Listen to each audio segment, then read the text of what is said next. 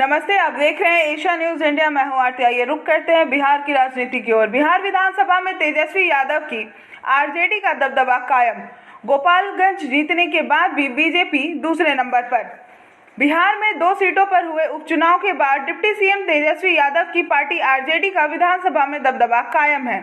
Mokama seat पर जीत हासिल करने के बाद अब आरजेडी के पास 79 विधायक हो गए हैं, जो कि किसी भी अन्य दल से ज्यादा हैं। इससे पहले भी राष्ट्रीय जनता दल ही 78 विधायकों के साथ सबसे बड़ी पार्टी है। आरजेडी के बाद बीजेपी 77 विधायकों के साथ दूसरे नंबर पर है।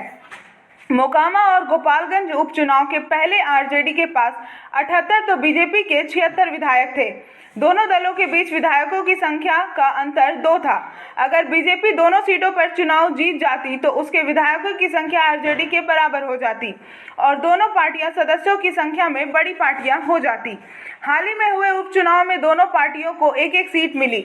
बीजेपी ने गोपालगंज तो आरजेडी ने मोकामा में जीत दर्ज की। इस तरह दोनों के बीच अब भी 2 का ही अंतर है। मालूम हो कि वर्ष 2020 के चुनाव में आरजेडी 75 विधायकों के साथ सबसे बड़ी पार्टी बनी थी, तब बीजेपी के 74 विधायक बने थे। मार्च 2022 में वीआईपी के 3 विधायक बीजेपी में शामिल हो गए और उसके पास एमएलए की संख्या 77 हो गई, जिससे वह विधानसभा में 1 नंबर की पार्टी बन गई। मगर बीजेपी के पास नंबर 1 पार्टी का दर्जा ज्यादा समय तक नहीं रह सका। इसके 3 महीने बाद जून 2022 में असदुद्दीन ओवैसी की पार्टी एआईएमआईएम के 5 में से 4 विधायक आरजेडी में शामिल हो गए। इस तरह आरजेडी एक बार फिर विधानसभा में नंबर 1 पार्टी बन गई। तब से वह उस पर कायम है। बाकी की तमाम खबरों के लिए जुड़े रहें एशिया न्यूज इंडिया के साथ। धन्यवाद।